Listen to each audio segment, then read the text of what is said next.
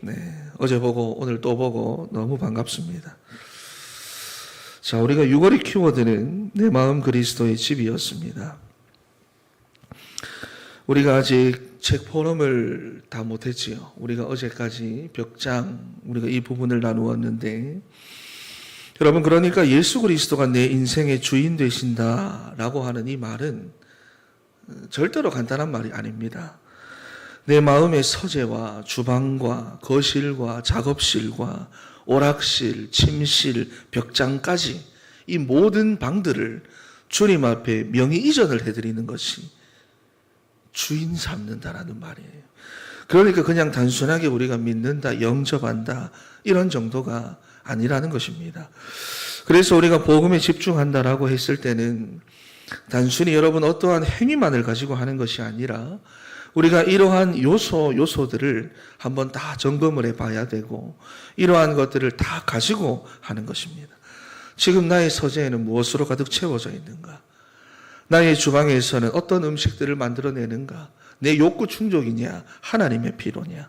나의 거실에서 주님이 홀로 기다리고 계시지는 않는가? 나의 작업장에서는 하나님 나라의 작품들이 매일마다 생산되고 있는가?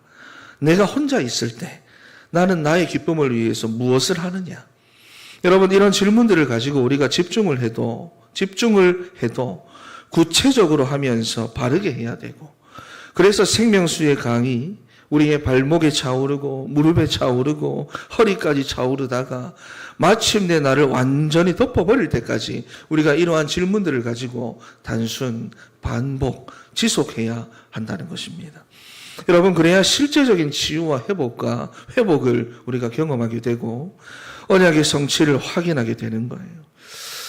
여러분, 그리고 혹시나 난 이런 거 무슨 말인지 잘 모르겠고 잘 안 된다, 어렵다 이렇게 말하시는 분들은 말씀만 여러분 정말 제대로 한번 해보게 보세요. 말씀만 여러분 제대로 들어보시고 그 말씀을 가지고 묵상하고 내가 기도하는 것만 제대로 한번 해보시면 그것만 해도 하나님의 역사가 반드시 여러분의 삶에 나타나게 될 것입니다. 여러분, 그리고 이 흐름을 따라서 하나님께서 주신 우리 7월의 키워드가 뭐냐? 나와 있지요? 그리스도인입니다, 여러분. 그리스도께서 성령으로 내주에 계시는 여러분은 결국 누구냐? 그리스도인입니다. 우리가 왜 이렇게까지 복음에 집중을 해야 하느냐? 그리스도인이기 때문입니다. 결국 우리의 진짜 정체성은 뭡니까? 그리스도인입니다. 우리가 이 세상에서 살아가야 하는 진짜 이름이 뭐냐? 그리스도인입니다. 우리가 누구인지를 여러분 절대로 잊어버려서는 안 되는 거예요. 그렇다면 우리가 어떻게 그리스도인이 되었는가?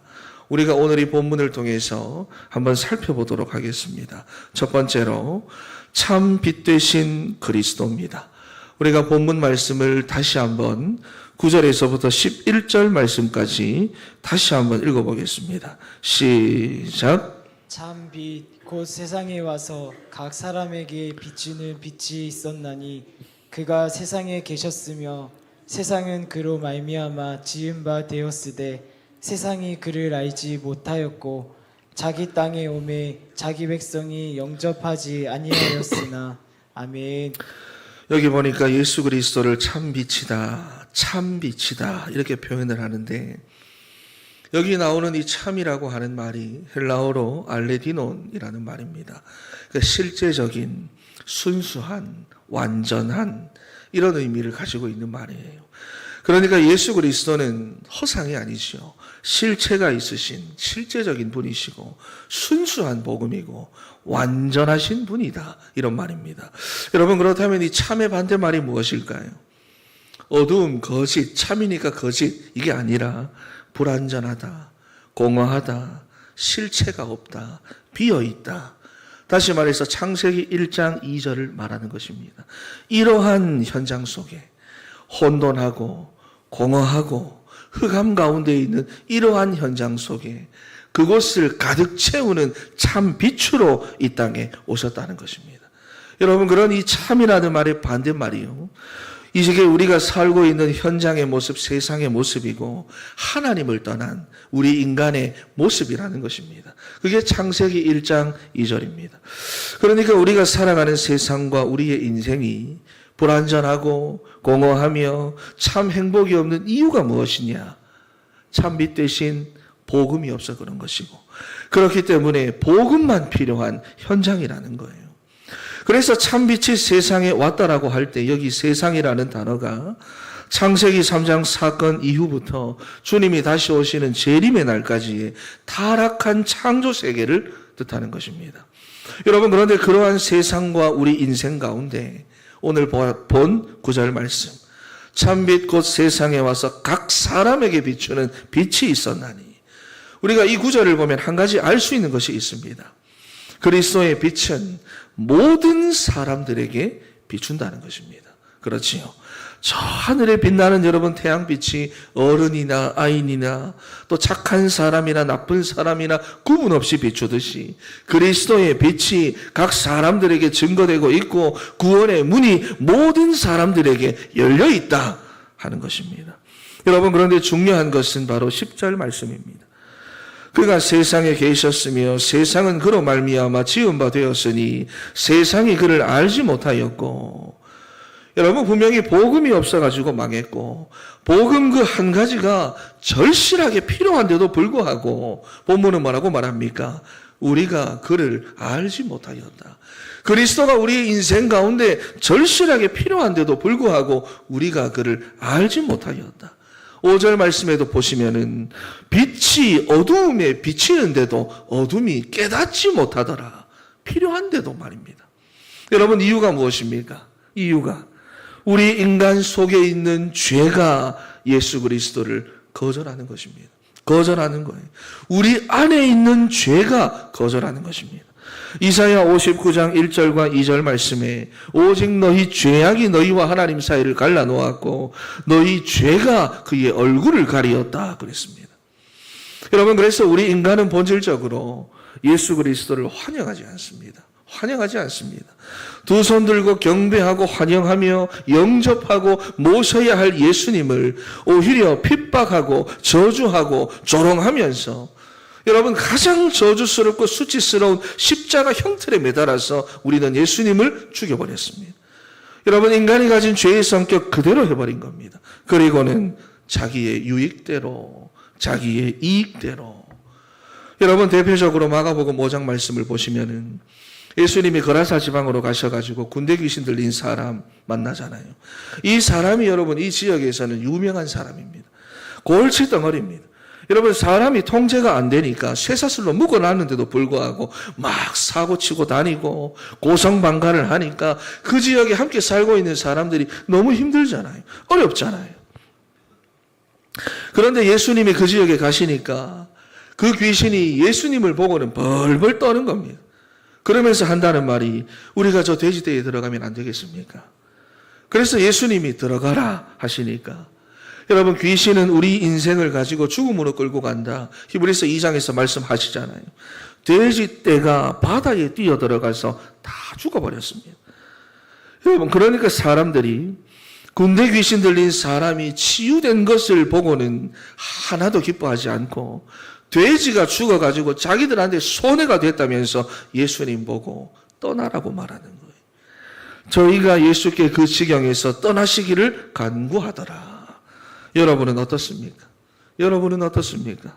여러분의 서재, 여러분의 주방, 여러분의 거실, 작업실, 오락실, 침실과 벽장을 가지고 여러분 스스로가 점검을 해보세요.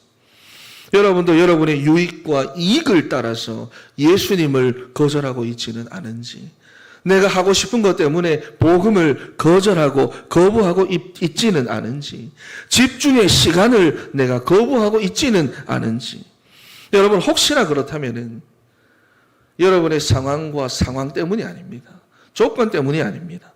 우리 안에 있는 죄가 거절하고 거부하는 것입니다.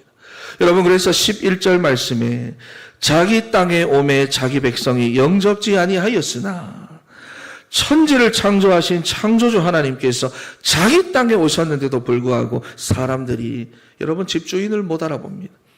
나를 만드신 주님께서 오셨는데도 눈이 어둡고 양심이 화인을 맞아 마비가 되어가지고 외면하는 거예요. 인정하지 않습니다. 영접하지 않습니다. 그냥 세상의 흐름대로 세상의 풍조를 따라 세상 임금 사단에게 끌려다니면서 창세기 3장, 6장, 11장의 저주 속에서 자기 이익이라는 그 저주 속에서 방황하고 있다는 것입니다.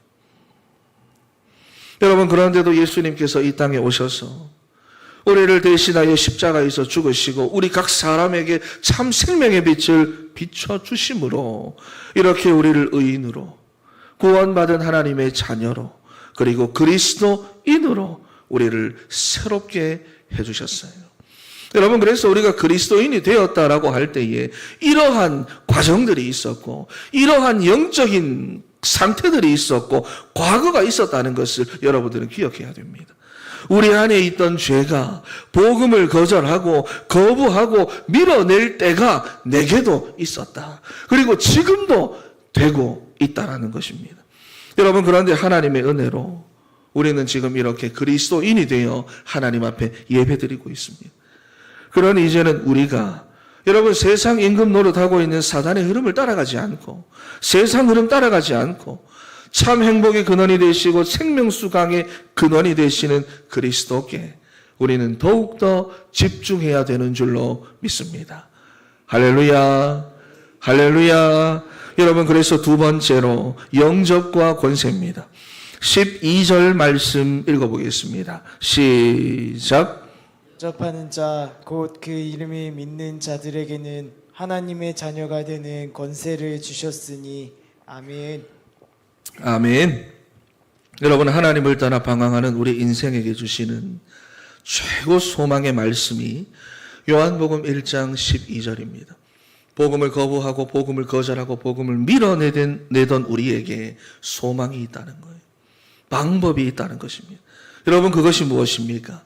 영접하는 자에게는 하나님의 자녀가 되는 권세를 주시겠다는 거예요. 여러분, 영접이라는 말이 무엇입니까? 원어로 보면은 엘라본입니다. 하나님과 각 사람 개인과의 관계 속에서 이루어지는 것인데 맞아들이다. 그것도 주인으로 모셔드리다. 이런 말이에요. 그러니까 한 개인이 그리스도를 주인으로 모셔드리는데 그냥 모셔드리는 게 아니라 손님으로 모셔드리는 게 아니라 전인격적으로 모셔드린다는 것입니다. 전인격적으로. 그러니까 우리의 서재에도 주방에도 거실에도 작업실에도 오락실, 침실, 벽장에도 그리스도를 주인으로 모셔드리는 거예요. 그래서 예수 그리스도를 인생의 주인으로 정말로 우리가 받아들이는 순간 여러분, 그 삶은요 180도로 바뀌게 되어져 있습니다. 왜냐하면 주인이 바뀌는 거니까. 그렇지요. 여러분, 제가 한 번씩 이만갑이라고 하는 프로그램을 봅니다. 이제 만나러 갑니다. 여러분, 탈북자들이 북한에 있는 한 여러분, 그들의 삶은 절대로 바뀌지 않습니다. 함경도에 사나 평안도에 사나 자강도에 사나 똑같아요. 똑같이 자유를 못 누립니다. 어떻게 해서든지 그 북한을 떠나야 자기의 소속이 바뀌고 환경이 바뀌고 신분이 바뀌어가지고 완전한 자유를 누릴 수가 있는 거예요.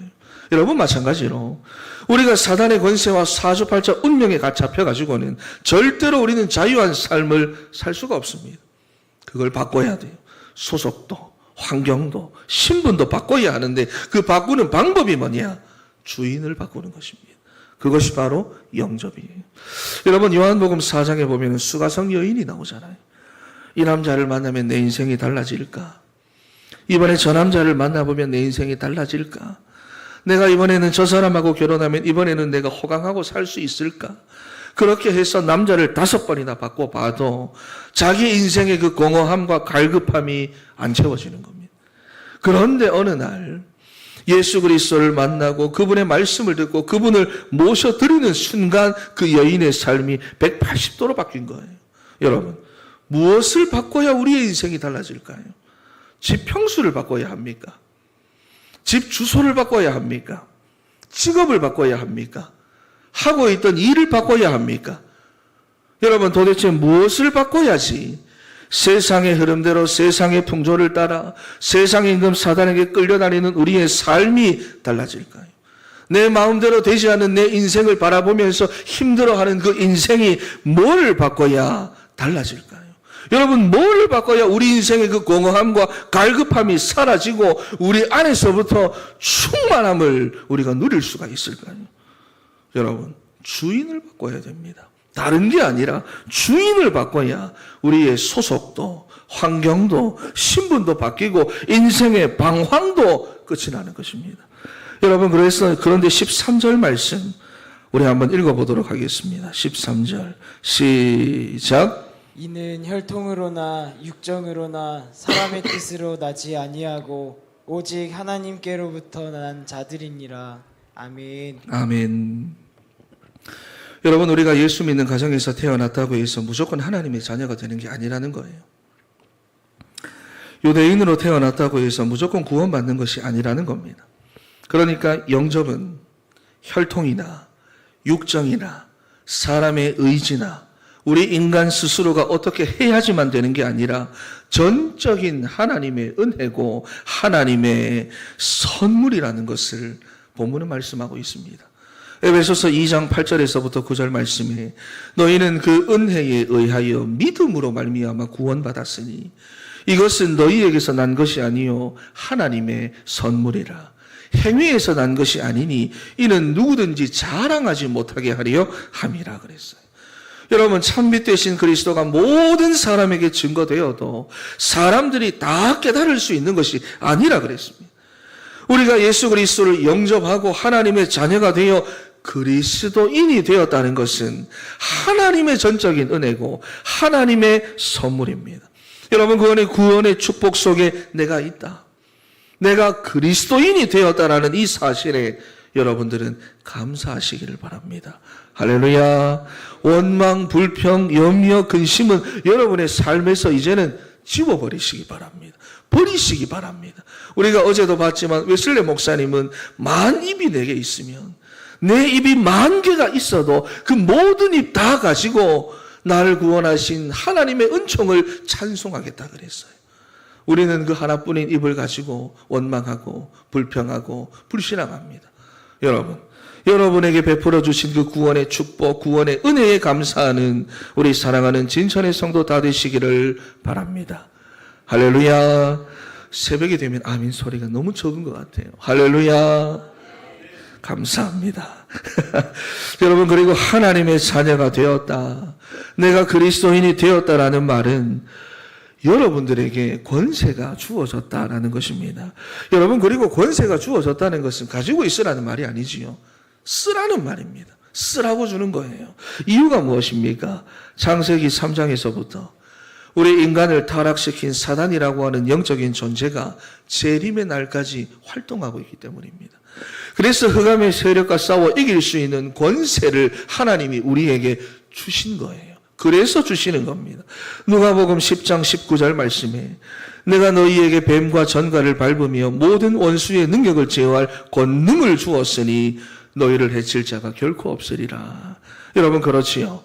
너희를 해칠 자가 결코 없으리라. 사용하라는 겁니다. 사도행전 1장 8절 말씀에는 오직 성령이 너희에게 임하시면 너희가 권능을 받고 예루살렘과 온 유대와 사마리아와 땅 끝까지 이르러 내 증인이 되리라 하시니라 그랬어요. 여러분, 하나님 자녀의 권세와 권능을 여러분 사용하시기 바랍니다. 그래서 어떠한 경우에도 나 자신을 살리고 현장을 살리고 치유하는 사랑하는 우리 진천의 성도가 다 되시기를 바랍니다. 할렐루야. 여러분, 바로 이런 사람이 그리스도인입니다. 결론이에요. 여러분, 성공하는 사람들의 7가지 습관이라는 책을 보면은 시간 관리보다 더 중요한 것이 방향 관리다, 이런 말이 나옵니다. 여러분, 우리가 맡은 일에 최선을 다하면서 열심히 사는 것이 중요합니다만은 방향을 잘 잡아야 됩니다.